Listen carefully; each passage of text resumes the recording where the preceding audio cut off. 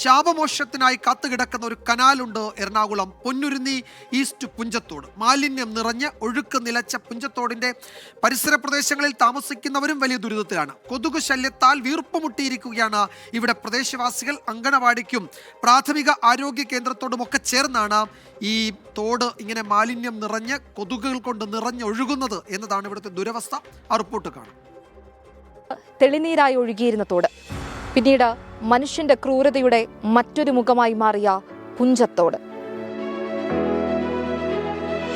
ഈ കൈകൾ ചൂണ്ടുന്നത് പുഞ്ചത്തോടിന് നേരെയല്ല, പുഞ്ചത്തോടിനെ മലിനമാക്കിയ മനുഷ്യന് നേരെയാണ്.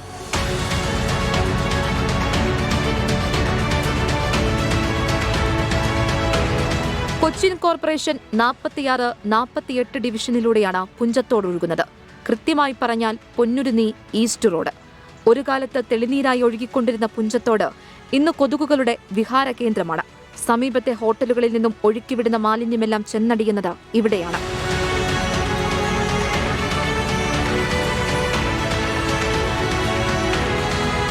തോടിനോട് ചേർന്നാണ് അങ്കണവാടിയുള്ളത്. 15ലധികം കുട്ടികളുണ്ട്. കൊതുകിന്റെ ശല്യം മൂലം പലരും അങ്കണവാടിയിൽ വരാറില്ല. വരുന്ന പലർക്കും ശ്വാസതടസ്സവും മറ്റു രോഗങ്ങളും. പലതവണ പരാതിപ്പെട്ടിട്ടും വേണ്ട നടപടിയെടുക്കുന്നില്ലെന്നും കുട്ടികളെ വിടാൻ ഭയമാണെന്നും മാതാപിതാക്കൾ. കാണുന്ന കാലം തൊട്ട് ഇങ്ങനെ കിടക്കണേ. അപ്പോൾ കൊതുകിൻ്റെ ശല്യമുണ്ട്. കൊച്ചു കുട്ടികളൊക്കെ ഇവിടെ ഉള്ളത് കൊണ്ട്, അംഗൻവാടി അടുത്തുള്ളത് കൊണ്ടും അത് ശരിക്കും പറഞ്ഞിട്ടുണ്ടെങ്കിൽ ക്ലീനാക്കി ചെയ്യേണ്ടതാണ്, പ്രത്യേകിച്ച് അംഗൻവാടി അടുത്തുള്ളത്. പക്ഷെ ഇന്ന് വരെ അതിനുള്ളൊരു നടപടിയെടുത്ത് കാണുന്നില്ല. അങ്കണവാടിയോട് ചേർന്നാണ് പ്രാഥമിക ആരോഗ്യ കേന്ദ്രവുമുള്ളത്. 100ലധികം കുടുംബങ്ങളാണ് പൊന്നുരുന്നി ഈസ്റ്റ് റോഡിൽ പുഞ്ചത്തോടിന് സമീപത്ത് താമസിക്കുന്നത്. ഇരുട്ടിയാൽ കൊതുകിന്റെ ശല്യം, കാറ്റൊന്നടിച്ചാൽ ദുർഗന്ധവും. ഇനിയും നടപടിയെടുത്തില്ലെങ്കിൽ പ്രതിഷേധിക്കാനാണ് നാട്ടുകാരുടെ തീരുമാനം. പുഞ്ചത്തോടിന്റെ ശാപമോക്ഷത്തിനായി കാത്തിരിക്കുകയാണ് ഈ കുരുന്നുകളും.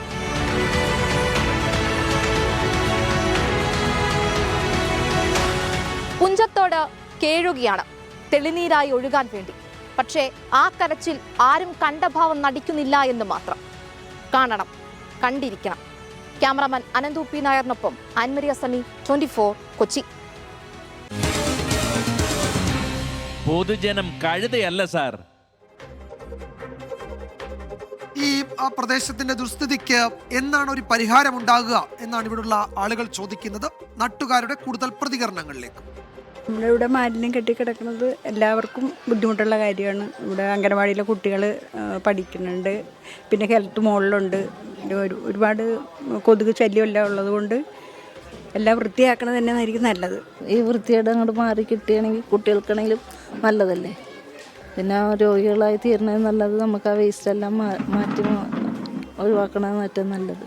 കൊതുക് അധികം ആകുമ്പോഴത്തേക്കും മറ്റുള്ള അസുഖങ്ങൾ, ഡെങ്കിപ്പനി പോലത്തെ അസുഖങ്ങളൊക്കെ വരാൻ നല്ല സാധ്യതയുള്ളതാണ്.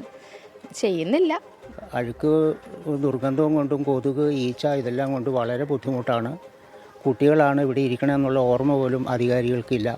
അതുപോലെ തന്നെ ആശുപത്രി, അതിൻ്റെ മുകളിലാണ് ആശുപത്രി പണിത് വെച്ചേക്കണേ. 100ഓളം വീടുകളാണ് ഇതിൻ്റെ പരിസരത്ത് തിങ്ങിപ്പാർക്കുന്നത്. അപ്പോൾ ഞങ്ങൾ വേണ്ട വിധത്തിൽ ജനപ്രതിനിധികളെ ഈ വിവരങ്ങൾ 1 വർഷം മുമ്പ് ഈ തോടിൻ്റെ ആവശ്യത്തിന് വേണ്ടി ഞങ്ങൾ പ്രതിഷേധം നടത്തിയായിരുന്നു. പക്ഷേ അവർ അത് ചെയ്യാം വാഗ്ദാനങ്ങൾ തന്ന് പോകുന്നല്ലാതെ ഇതിനൊരു മാറ്റം ഉണ്ടാവില്ല. അധികാർ കണ്ണു തുറക്കണില്ലല്ലോ. വർഷങ്ങളായിട്ട് ഇങ്ങനെയൊക്കെ തന്നെയാണ്. അന്ന് ഉദ്ഘാടനം ചെയ്യും, പിന്നെ അങ്ങനെ ഇട്ട് പോകും. ഇതൊക്കെ തന്നെയാണ്. എങ്ങനെയാണ് ഒരു നാട് രോഗാതുരമാകുന്നത് എന്നതിൻ്റെ നേർസാക്ഷ്യമാണ് ഈ കൊതുക് നിറഞ്ഞ, മാലിന്യം നിറഞ്ഞ ഈ തോടും ഈ പരിസര പ്രദേശങ്ങളും നമ്മളുടെ മുന്നിൽ വയ്ക്കുന്നത്. ഒരു ഇടപെടൽ അടിയന്തരമായി അവിടെ ഉണ്ടാകുമെന്ന് നമുക്ക് പ്രതീക്ഷിക്കാം.